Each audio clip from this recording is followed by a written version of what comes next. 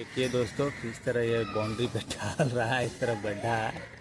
और देखिए बैलेंस कितना इसका तगड़ा है कि जो एकदम बराबर चल रहा है। देख सकते हैं कितना बराबर चल रहा है रेलिंग पे। देखिए फिर मुड़ेगा, इतना तगड़ा इसका बैलेंस है।